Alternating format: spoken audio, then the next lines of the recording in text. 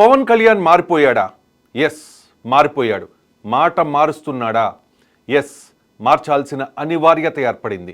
BA Roman in the Rome అంటారు పెద్దలు. మన బాధ్యతలు మనల్ని మారేలా చేస్తాయి. తన కోసమో, తన కుటుంబం కోసమో, తన స్వప్రయోజనాల కోసమో, తన సినిమాల హిట్ కోసమో మారితే తప్పు కావచ్చు.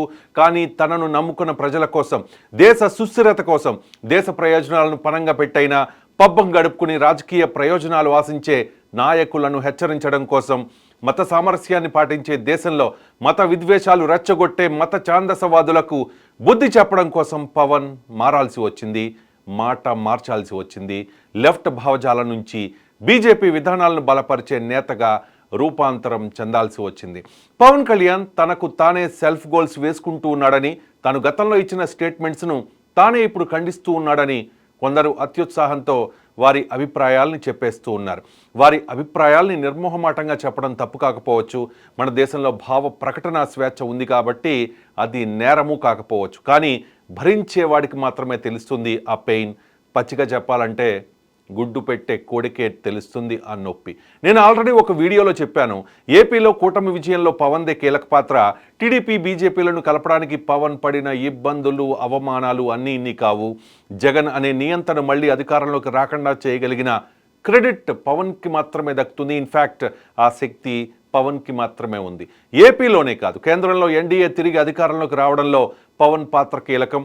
పవన్ కళ్యాణ్ కనుక టీడీపీని ఎన్డీఏలోకి అటాచ్ చేసి ఉండకపోతే కేంద్రంలో హంగ్ ఏర్పడేది. అది దేశ సుస్థిరతకు ప్రమాదం. సరిహద్దుల్లో భారత్ను అస్థిరపరచాలని గోతికాడ నక్కల్లా ఎదురు చూస్తోన్న చైనా, పాక్లకు అవకాశం లేకుండా చేసిన క్రెడిట్ పవన్కే దక్కుతుంది. నా మాటలు కొందరికి నచ్చకపోవచ్చు, చాలా ఎబ్బెట్టుగా ఉండవచ్చు, కానీ ఇది వాస్తవం.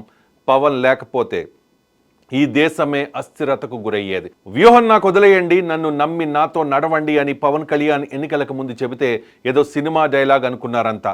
కానీ అది సినిమా డైలాగ్ కాదు, దేశ గతిని మార్చే స్ట్రాటజీ అని అప్పట్లో తెలుసుకోలేకపోయారు. ఇప్పుడు దేశమంతా పవన్ కళ్యాణ్ వైపే చూస్తోంది. పవన్ కళ్యాణ్ దక్షిణాదిలో ఒక్క బలమైన నేతగా ఎదగబోతూ ఉన్నారన్న సంకేతం వెళ్ళింది. చాలామంది ఆశిస్తున్నట్లుగా భవిష్యత్తులో పవన్ ప్రధాని అయినా ఆశ్చర్యపోనక్కర్లేదు. ఇక పాయింట్కి వచ్చేద్దాం. జయకేతనం సభలో మెగా బ్రదర్స్ మాట్లాడిన మాటలు కొందరు టీడీపీ నేతలకు అస్సలు రుచించడం లేదు. వాళ్ళ పరిస్థితి కక్కలేక మింగలేక అన్నట్టు ఉందట. పవన్ మాటలపై స్పందించవద్దని తెలుగుదేశం పార్టీ అధిష్టానం ఇప్పటికే నేతలను హెచ్చరించిందట. అయినా పవన్ అన్నది నిజమే కదా. పవన్ మాటలకు ఇప్పుడు గింజుకుంటున్న దేశ నేతలు మరి చంద్రబాబును జైల్లో పెడితే ఎక్కడ దాక్కున్నారు? కనీసం రోడ్డు మీదకి వచ్చే ప్రయత్నమే చేయలేదే. చివరికి టీడీపీ స్టిక్కర్లను కూడా తీసేసి కార్లలో పక్క రాష్ట్రాలకు పారిపోయారే. స్కిల్ డెవలప్మెంట్ కేసులో అరెస్ట్ అయి టీడీపీ అత్యంత కష్ట పరిస్థితుల్లో ఉన్నప్పుడు మగాడిలా బయటకు వచ్చి సైకిల్ పార్టీని బతికించింది పవన్ కాదా? ఈ విషయాన్ని స్వయంగా చంద్రబాబు, భువనేశ్వరి, లోకేష్లే పవన్ సమక్షంలో క్యాడర్ ముందు ఒప్పుకున్నప్పుడు కొందరు నేతలు మరి ఎందుకు అంతలా గింజుకుంటున్నారో అర్థం కావడం లేదు. వైసీపీ అధికారంలో ఉండగా కృష్ణా, గుంటూరు జిల్లాల్లో కనీసం ఎన్టీఆర్, చౌదరి అని బండ్ల మీదో కార్ల మీదో రాసుకోవడానికి భయపడే రోజుల నుంచి ఇప్పుడు దర్జాగా వారంతా తిరుగుతూ ఉన్నారంటే ఆ క్రెడిట్ పవన్ది కాదా, జనసేనది కాదా? రేవు దాటాక తెప్పతగలేయడం రాజకీయాల్లో కొత్త ఏమీ కాకపోవచ్చు. 2014లో జరిగింది అదే కదా. 2014 ఎన్నికలకు నెల రోజుల ముందు వరకు ఎవ్వరి నోట విన్నా జగన్, ప్రతి చోట జగన్నామ స్మరణే, ప్రతి సర్వే వైసీపీ వైపే. కానీ పవన్ టీడీపీ, బీజేపీలకు సపోర్ట్ చేసిన తర్వాత సీన్ పూర్తిగా మారిపోయింది. టీడీపీ అధికారంలోకి వచ్చింది, కానీ పవన్ ఏ పదవిని ఆశించలేదు. ఆ కృతజ్ఞత కూడా లేకుండా ఆ తర్వాత కాలంలో జనసేననే టార్గెట్ చేసింది టీడీపీ. అప్పుడున్న పరిస్థితుల్లో టీడీపీ హఠావో అన్నారు పవన్. అదే జరిగింది. టీడీపీ మీద కోపంతో జగన్ లాంటి నియంతకు అధికారం అప్పచెప్పిన బ్యాడ్ రికార్డు కూడా పవన్ ఖాతాలోకే చేరుతుంది. రాజకీయం అంటే ఏంటో పవన్ 2019 ఎన్నికల తర్వాతే నేర్చుకున్నారు. వ్యూహం నాకు వదిలేయండి అన్నారు. సొంత పార్టీ నేతలు మొదట్లో నమ్మలేదు. ప్రత్యర్థి పార్టీలు అపహాస్యం చేస్తున్నా వెనకడుగు వేయలేదు. ప్రభుత్వ వ్యతిరేక ఓటు చీలనివ్వను అన్నారు. జగన్ను అదప్పాతాడానికి తొక్కేస్తాను అన్నారు. అంతకు మించిన అదప్పాతాడానికి తొక్కేశారు. రాజకీయాల్లో శాశ్వత శత్రువులు, శాశ్వత మిత్రులు ఉండరు. గతంలో మోదీని చంద్రబాబు తిట్టిన తిట్లు, చంద్రబాబుకు మోడీ పెట్టిన శాపనార్థాలు ఎవ్వరూ మర్చిపోరు. కానీ వారిద్దరి కెమిస్ట్రీ ఇప్పుడు ఏ రేంజ్లో ఉందో చూస్తూ ఉన్నాం కదా.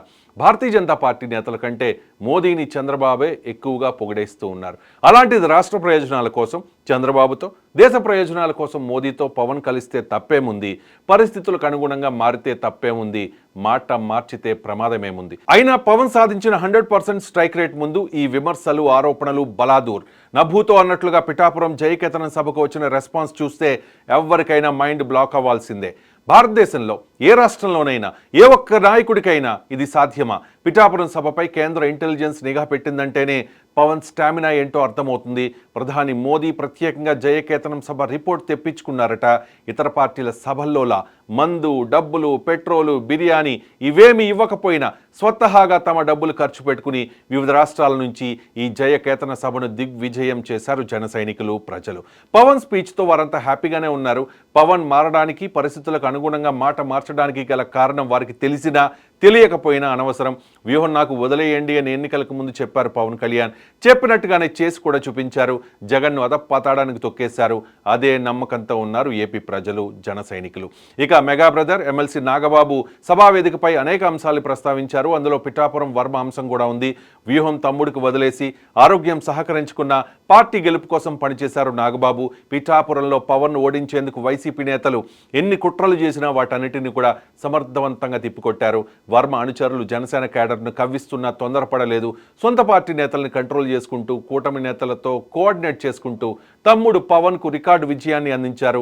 పిఠాపురంలో పవన్ను ఓడించడానికి వైసీపీ కుట్రలు చేస్తుంటే, 100 కోట్లు గుమ్మరిస్తుంటే, కాపు నేతల్ని కొనేసి జనసేన శ్రేణుల్లో భయాందోళనలు సృష్టిస్తుంటే మిత్రపక్షంగా సపోర్ట్ చేయాల్సిన వర్మ వర్గం పవన్ మెజారిటీని తగ్గించాలని విశ్వ ప్రయత్నం చేసిన విషయం నాగబాబుకు తెలిసినంతగా ఎవరికీ తెలియదు.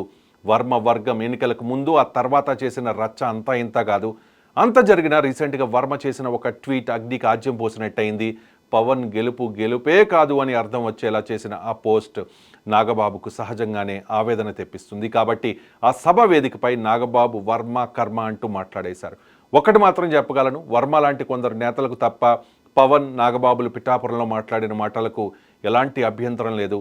పిఠాపురం సభతో పవన్ స్టామినా ఏంటో టీడీపీకి మాత్రమే కాదు, భారతీయ జనతా పార్టీకి కూడా తెలిసింది. అందుకే పవన్ వదులుకోవడానికి కూటమిలోని ఏ పార్టీ కూడా సిద్ధంగా లేదు అనేది వాస్తవం.